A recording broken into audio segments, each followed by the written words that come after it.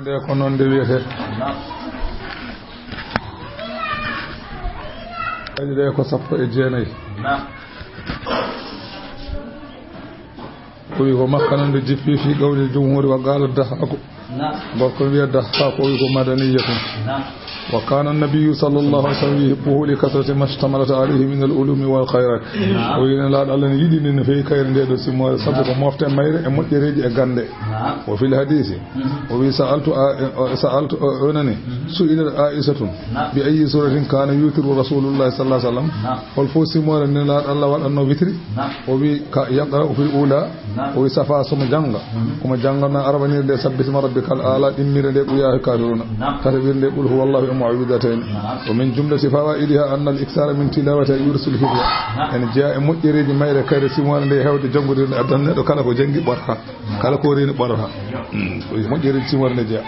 كلا كو جنغود سار جنغاني كلا كو ندان دا هيوا برد مجرد ما يرجع من الله كو عند الله الرحمن كو عند الله الرحيم كو عند الله سبح اسم ربك سبح sennu isma rabbika inde joome sennu inde joome al a'la mo ganduda ko tow alladhi on khalaqa taqdo fa sawwa fondi tago mum walladhi on qaddara koddirdo ko haaji fa hada fewni e ko haaji ko e mojjere mo haaji e mojjinandi dum o fewni dum e mojjere mo haaji bonnudo ko fewni e bonande walladhi on akhrajal mar'a jaltindo durirde fa ja'alahu o wadi durirde be caggalde heccide go sa'an ko nduwiri o wi ko huda ko ganda ahawa balewo sanugri ko Allah wi min jangan min jangini qur'ana fala tansa ayjita min jangini qur'ana ha ayjita ma'ana la ma sha Allah subhanahu ko Allah haji mumtude hen dum kam hankande ari o paddum don innahu kanko Allah wi mo elle Allah wi mo ko la ta'jal biha hota hen innaka la datansa awana jijjito fala tatab nafsaka fa tamtinu alama bil jahri biha fini de qur'ana innahu Allah ya'lamul jahra ma andi ko feni to bangi kongol e golle wa ma yakhfa e ko suudi hen mo andi woni yassiruka kanko woni Allah wi minen goni newna no be yusra wanande ko newi sharia l'islam newi do Allah min newnan ma fadhakkir wajru qur'ana in nafa'ati dhikra so tawi en nafakay wajru qur'an din wajru qur'ana in nafa'ati dhikra famin hayso fo haysim fo naftarta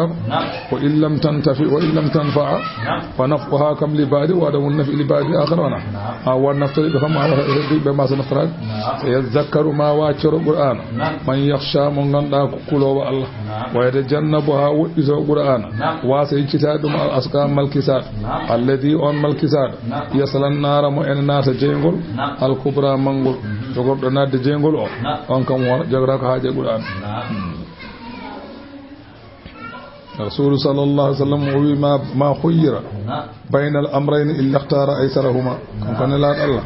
وما داني سمنه gedi didi so wana o subo ko buri hen nawade kala ko buri nawade dum tan heetude bismillahumma la yamutu fiha sawmayison so naati jeymungol o maayata to jeygangol fofto wala yahya o wurata ngurdam mojjam ad aflaha malama non man tazakka on labdo limana go zakat marabbihi janti inde jomum e wa habbiri janti inde Allahu akbar salla juli waqtuji joydi bal qaccuni kambe heferebe tusiruna al hayata ad-dunya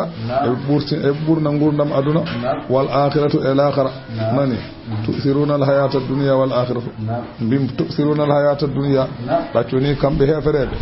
بورنا غورنم أدنى كونون والآخرة الآخرة نون خير بور مجود دو أبغى بور هداد أدنى إن هذا أي قال أي مالنود أون لاب لا تاد الآخرة كريم بور أدنى لفي الصوف الأولى أنا دفت قدينود وأدي بور أنا نمتون هل دين دفت صوف إبراهيم وموسى دفت إبراهيم دفت موسى نانتو وورد عن أبي ذر ومناتي جمع دخلت المسجد ناتي جماعة رسول صلى الله عليه وسلم بكم إن للمسجد تحية جماعة جوجي تلمنا بما هلكوا ونسلمنا لجماعة يا رسول الله قال ركعتان تركعهما در جولا من بما يا رسول الله هل أنزل الله عليك شيئا مما كان في الصحف إبراهيم وموسى وبيوم بلوانكو الله جبني أيوة هو دفتي أن موسى دفتي مثلا أن إبراهيم قال يا أبا ذر اقرأ قد أفلح من تزكى وذكر ربه فصلى بل تؤثرون الحياة الدنيا فجنجل ما يلوم ما عندهم جنجنا قلت يا رسول الله فما كان في صحف موسى قوة دفتي موسى ونهم إبراهيم وتسكياji keeba fofof ko teskiyaji tan woni hen ko boda hawa jananaado mayde holno weltorto woni hen ko boda hawa jananaado ko naato jeygol no jadirta boda hawa ewa gandude aduna yi aduna en aduna wayni holno hubidorto e aduna boda hawa jananaado hoddi o holno tikkirta boda hawa jananaado hasbore no wasarta gollude dum do woni hen mbimi kadi Abu Zar kadi wi ya Rasulullah fama kana fi suhuf Ibrahim deftere Ibrahim ko wonno toon o wonto go tindi ko den ko ayyuhal malikul musallidi e ma lamdo jokkado dole al mubtali anani de jarri porado al mawrur qomta inni lam ab askari tajma ad-dunya ba'da min lirani ma handindi nana aduna yoga hen e yoga walakin ba'astuka li tarudda anni da'watal mazlum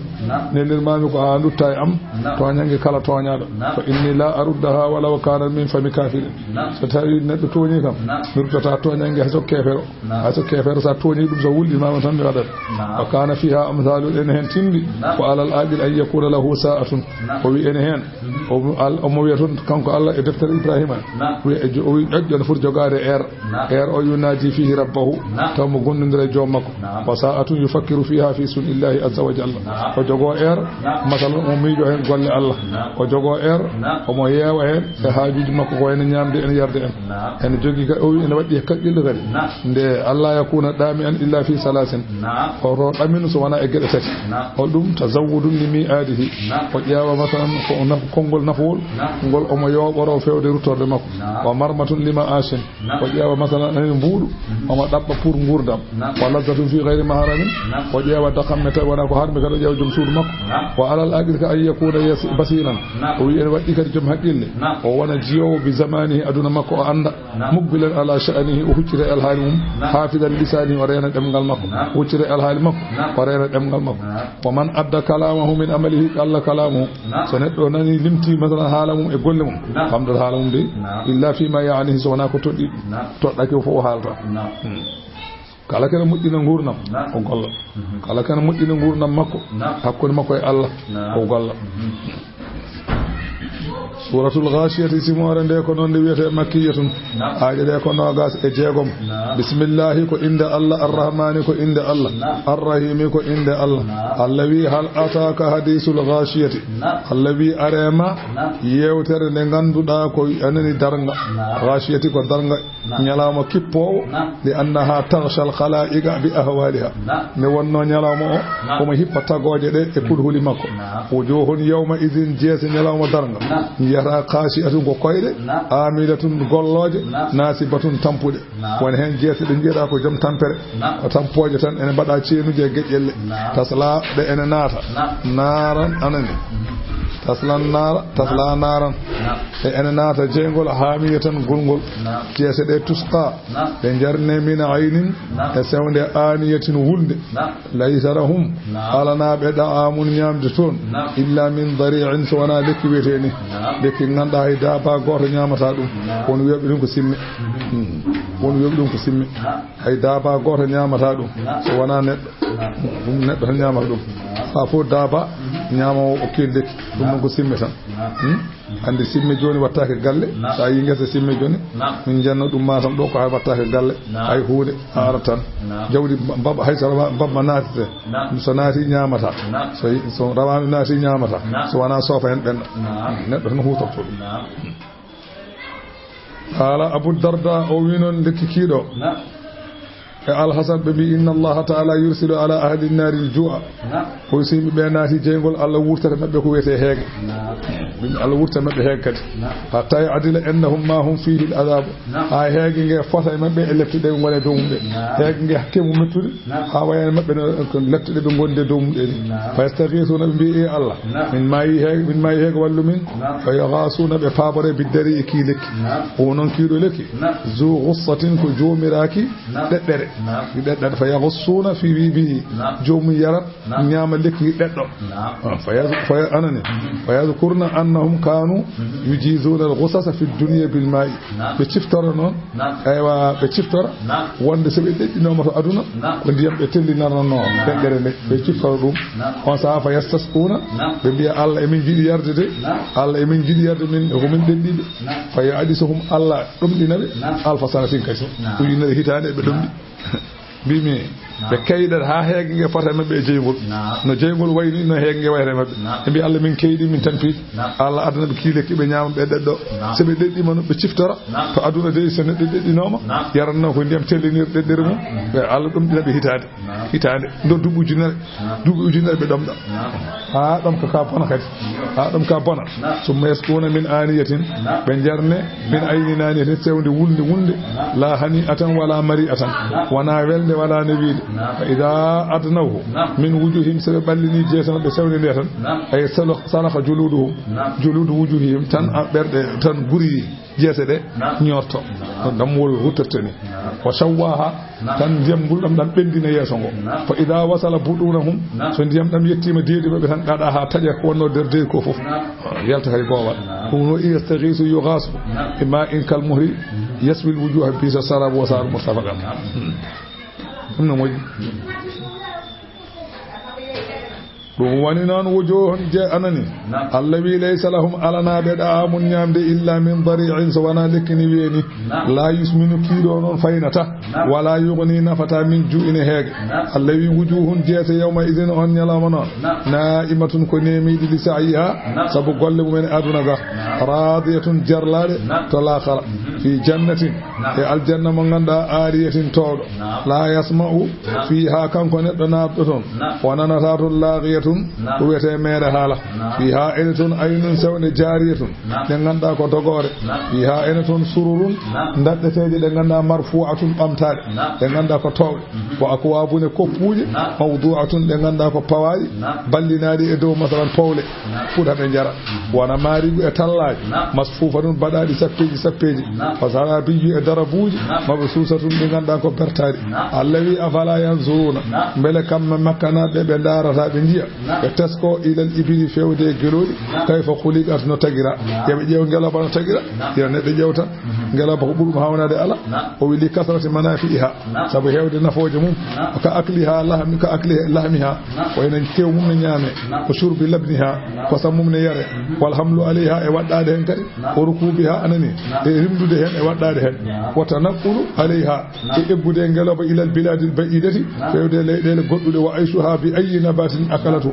wiyama nguura ngeloba kala fuɗi ene ñaama ka sajari wa suuki anani de koyɗe leɗɗe en giye en fof kañum wonda ko ñokortan wa sabruha kadi alal adati wiyama ngeloba ne muña ɗomka fodde balɗe sappo tawa yarani fa aktara walla ko ɓuuri ɗon hewde faɗawa iyetiha e ɗoftogol mum liman qaada wonanɗo ɗo woɗum ngeloba kadi sa ɗowi ɗum kadi ɗofto kañum kadi atawatta piti kañum kadi sa ɗowi ɗum kadi ɗoftoto walaw sagiran hay soko cukali so ɗowi ɗum tawi ha wonu huuduha ngeloba giddugol mum o hiya tawa barikatun tawa ne jusi bil ahmali sagilati dimne teddude wala tuusi man waɗi athu birijliha ngeloba yaɓɓata on mo ganduɗa anani jaɓɓude koyngal muɗum ko anani watata asaru bis sawtil hasani ngeloba kadi ene battina e sawtu belɗo ma ghilzi akbadiha wonde tekkude keñe mum wala shay'a min al hayawanati jama'a hadhihi al ashiya ala hunde yo hunde e poñkon dendindi ɗeɗo gueɗe gayraha ko wona ngeloba woni kawniha afdalu ma endal arabi e wonno ngeloba dendaga ko arabe ɓe fof jogi ko ngeloba ɓuuri moƴƴude jaaluha diyata ƴettu ɗum tagi kala baraɗo ɓe mbiya ɗum ɗo woni idde muɗum woni ibilu ismu jam wiyama ko geloɗi woni ibilu geloɗi wiya abaru jamu taksiri allawi wonani afala yanzuruna bele be jiyata ila al-ibli fewde gelodi kayfa kuliqan no tagira wa ila as-sama'i fewde asaman kayfa rufi'at no bamtira wa ila al-jibali fewde kaaje kayfa nusibat no darnira wa ila al-ardi fewde leydi kayfa sudihat no wertira yebe jeewi fa yastadilluna biha ala qudratillahi be tindinoro be hatan Allah sa jeewi dum wana ma and Allah fazakir miijo anani walla fazakir sittimbe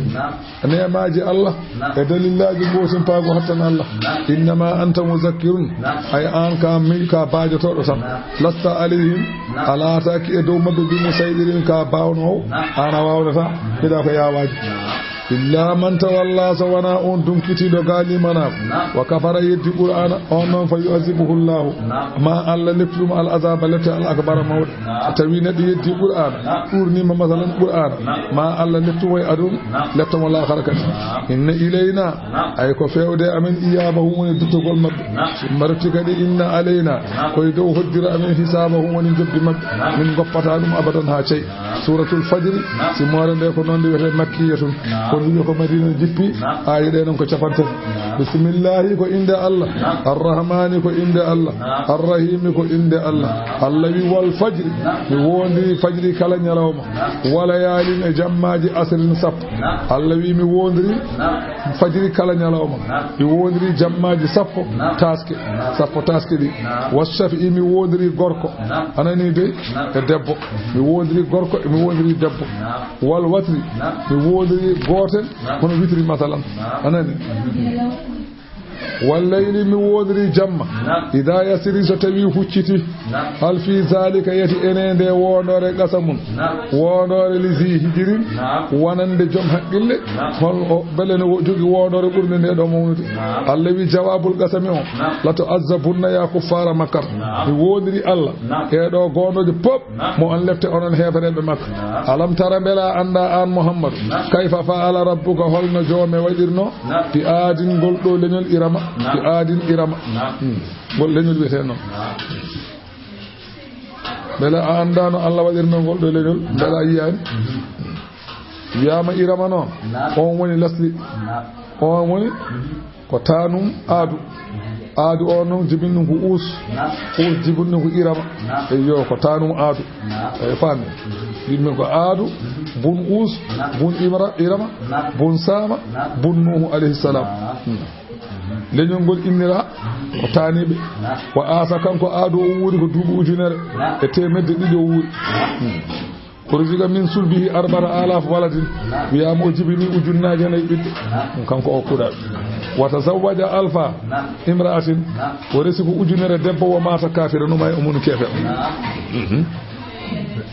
alah sab alah sab ko bon a faami ujunnaji nayi ɓiɗɗo jibini o wuuri ko duuɓi ujunere duuɓi temedde ɗiɗi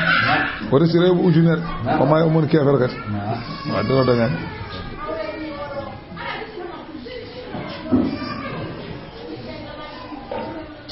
ɗum woni noon bi aadin irama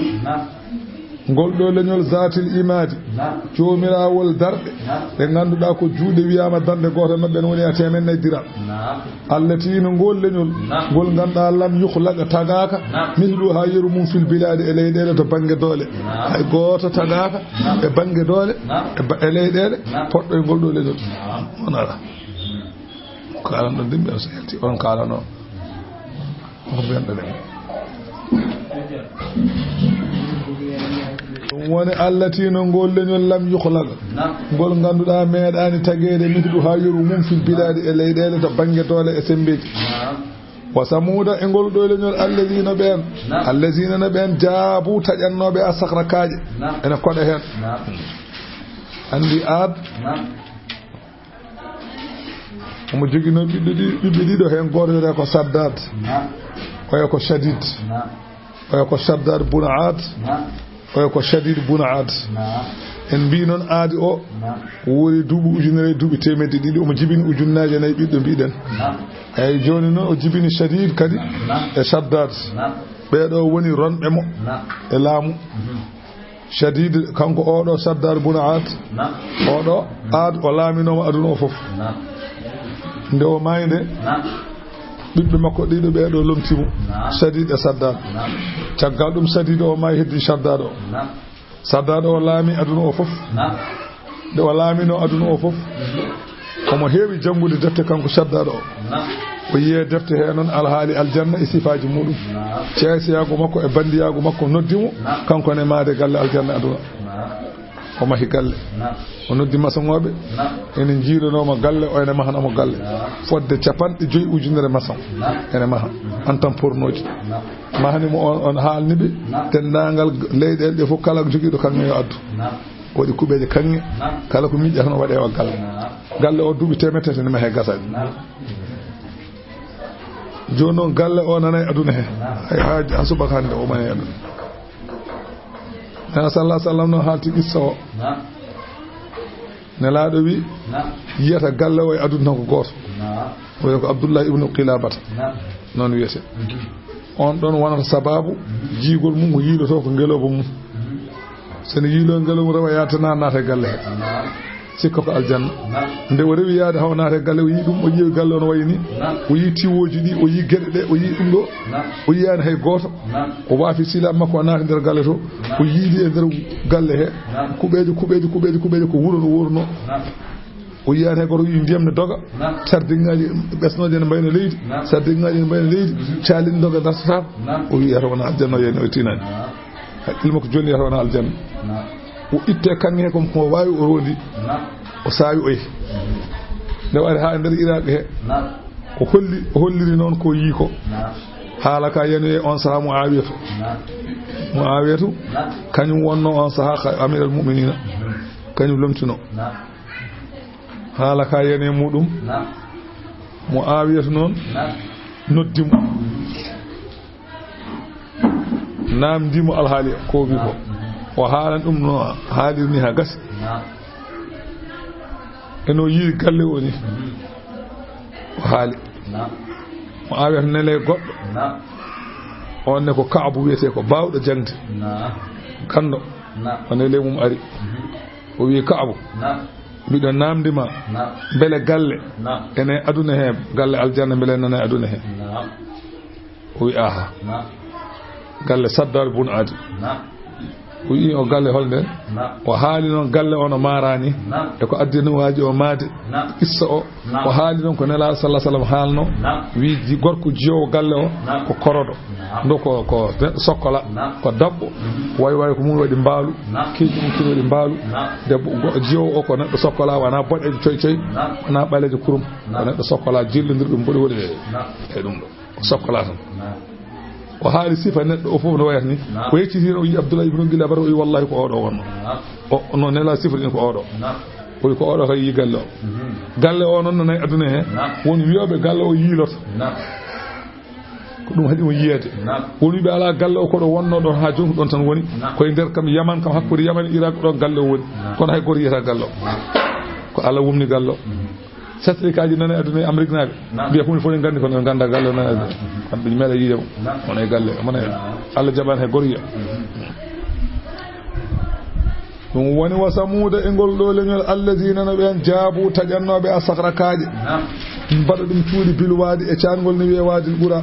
o firawna oɗone kadi jangto mo oɗo zil awtadi joom pengɗe pengannoɗo yimɓe ene wara ɗumen ɓeɗo allazina no ɓe hefereɓe ɗagaw ɓe ganduɗa ko bewɓe fil bilade e leyɗele fa aksaru fiha ɓe kebbine leyɗe alfasada bonandeji fa sabba alayhim rabbuka waji e mabɓe dow joome sawda azabin façon-ngaji lepte Allah waji e mabɓe façon-ngaji lepte inna rabbaka joome noon la bil mirsadi koye tomborde woni Allah woni tombotoɗo golle neɗɗo wala yafutu min han shay'un hay hunde fatata ko en Allah li jazihim alayha pour o yoɓa ɗum hay hunde suudata ko en Allah fof ne dara dimi anani fa ammal insanu so tawi ko neɗɗanke noon famide wiyama kamɓe leñol samuda ngol ɓe mahi ujunere e temedde jeeɗiɗi wuuro fofo ko kaaƴ woni ujunnaji jeeɗiɗi wuuro kaaƴ fof ɓe mahi koye waadide ɓuura noon ko wuuro pour ngo ɓalli ko Madina kono ko banggue Sam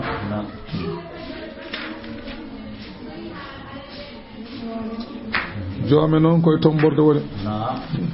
Allah o wi inna allaha la yanzuru ila suwarikum Allah ndarata mbaadiji mon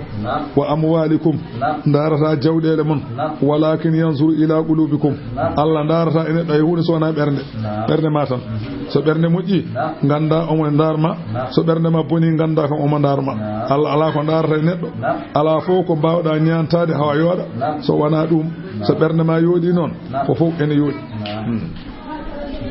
بمعنى إن الله لا يرضى من عباده إلا الطاعة والإخلاص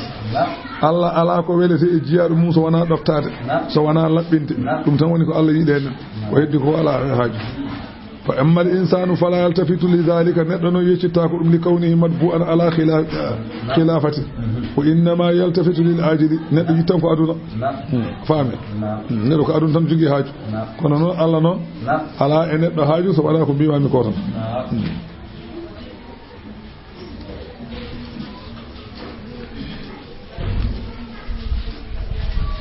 woni inna rabbaka joomela bil mirsadi Allah woni koye tomborde Allah kadim koye tomborde tan woni ene fadi ha neɗɗo ara fa amma al insanu so tawi ko kefeero noon idha mabtalahu rabbuhu so tawi joom makko jarriborimama mo fa akramahu teddinirimo jawdi e ko wona ɗum wa na'amahu rokkimo neema fa yaqulu o wona wiide rabbi joomam de akramani teddini kam wa amma idha mabtalahu so tawi jarribimama mo so tawi joomam ana jarribimama mo fa qadara alayhi rizqahu Allah ɓittinema ko arziki muɗum Allah ɓittinema ko arziki makko o dañata haydara fa yaqulu o wona wiide rabbi joomam de a hanani koyni kam so Allah jarriborimama rokkimo jawdi ha heewi o wi Allah teddinimo so Allah jarriborimama mo hoynimo ndo waɗimo bas o wi Allah hoynimo e wono noon kalla Allah wi laysa al ikramu bil ghina wana jogade ngalu woni jogade teddugal neɗɗo ne jogo ngalu taw koyɗo wal ihanatu bil faqri wana wonde bas woni wonde koyɗo ko innama huwa bid'ati neɗɗo teddirta ko rewde Allah neɗɗo hoyirta ko wofde Allah kala gofɗo Allah haysa jogima ni qaruna an ka koyɗo tan kala dewowo Allah hayso ka jelitoɗa de ñama an ka tedduɗo nde wonno ko ɗum woni ko alaɗo haaj bal ɗaccuni la yukrimuna al-yatima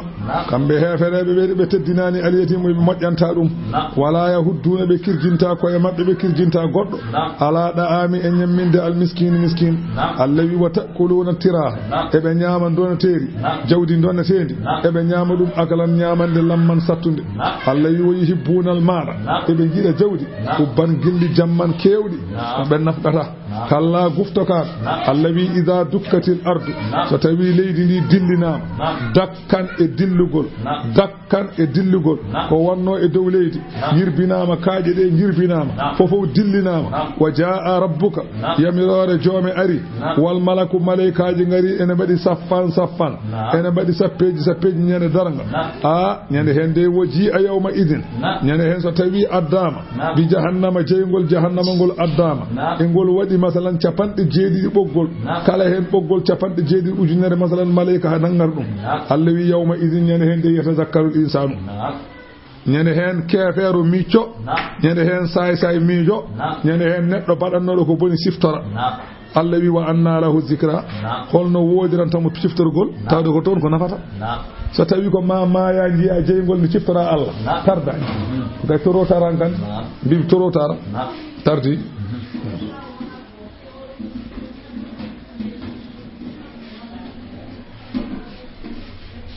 ko wiide aya oɗo jippi wo jii'a yawma idin bi jahannama ñande oɗo aya jippi ñande hen nelaɗo Allah jangi e yeeso sahabaɓe aya o yeeso makko wayli kanko nelaɗo Allah o urifa fi wajhi yimɓe fof ƴeewi yeeso ngo tawi ne ɓawliri wi kurum ha tastadda ala ashabi no yeeso ngo ɓawliri ni ɗum muusi sahabaɓe caggal ɗum o wi jibrilu jangani kam joni kalla ida dukkatil ardu dakkan wa jaa rabbuka wal malaku saffan wa ji'a yawma idhin bi jahannam sayyidina ali wimo rasul sallallahu alaihi wasallam holno jahannama addirte o wi jahannama addirte kene waɗi capanɗe jeeɗiɗi ujunere ɓoggol kala heen ɓoggol capanɗe jeeɗiɗi ujunere malayika ndasata ɗum kono jeygu ngol wonay folde ene liɓaɓe o wi so tawi ngol woppama ma ngol sum dendagal tagore wonde ɗo nde fof caggal ɗum mi faye maggol somi faye maggol ngol wiyami maali wala ka ya Muhammad hol min hol an fa inna allaha qad harrama lahamuka alayya Allah harmini tewma e am inna allaha harrama lahamaka alayya Allah harmini tewma e am fala ga ahadun illa qala nafsi don non hankadi go fof way heelew bane waɗi min demi boram go fof no yidi min demi boram go fof ko min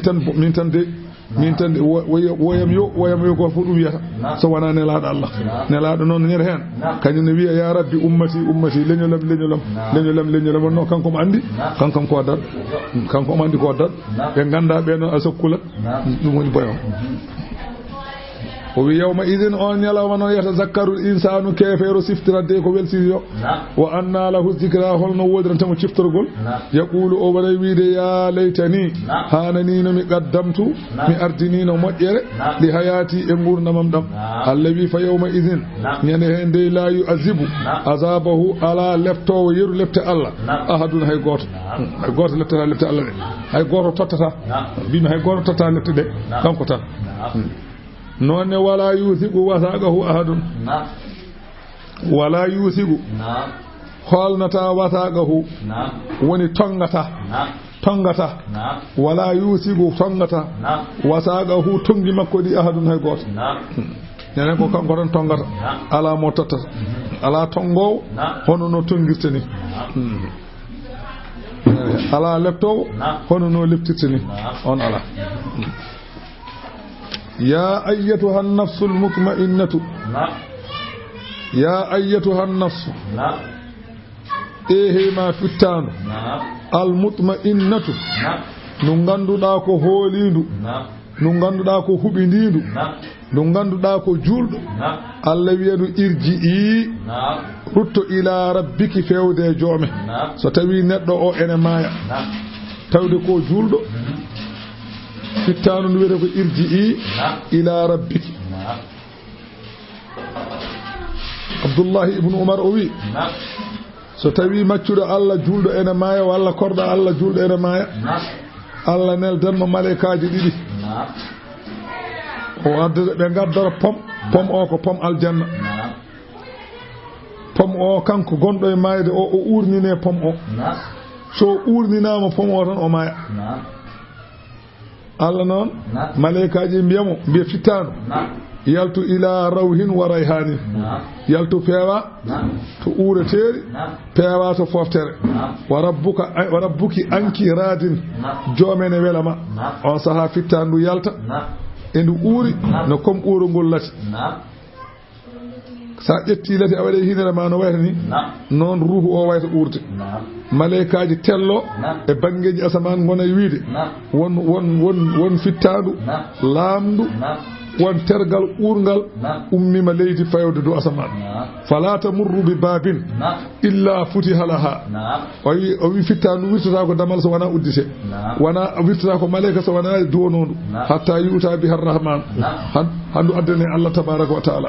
no sujjana Allah wiya Mika'ilu nawduɗo fittandu wandu to pittali julɓe ngoni to on saha kanko mayɗo ɗaɓri makko ki yañe fadde capanɗe jeeɗiɗira jaajiki e juuteki on kandi bayano gonɗo e wuro ni on kandi wona hendunde nata pam yoɓan so tawi wonko jogino e Qur'ana no foti fof ɗum wonata annore makko so ala ko o jogino e Qur'ana Allah waɗanamo toon annore fonde no nangi ni e qabri makko ay no nangi way adun ni non wayata qabri makko o ɗano no jombajo ɗanorto ni ala pindinowo ɗum so wona ɓurɗo yidde ɗum so tawi kefere kadi ko so maayi an kanti o wi Allah neldamo malaikaji ɗiɗi ewa addanamo koltu ko ganduɗa ɓurgu lubde ɓurgu ñaadde e kala ko ñaaɗi on saha malaika o wiyamo yaltin fittanu ma jasnu fittanu lumdu fittanu bondu yaltu fewde jahannama e lefte musde on saha yaltu joomene tikkanma faami han gande moƴƴani ma to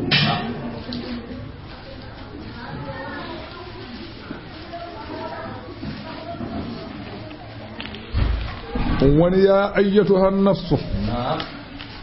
ehe ma fittandu irji'i al-mutma'innatu hubindindu ndu ganduɗa ko julndu irji'i ila rabbiki rutto fewde joome radiyatan aɗa wela ko Allah rokkuma e moƴƴere mardiyatan ka welandu to Allah e golle ma ko golluɗa Allah ne wela fadkhuli naat fi ibadi e dendagal jiyaɓam moƴƴuɗo wadkhuli naat jannati aljannam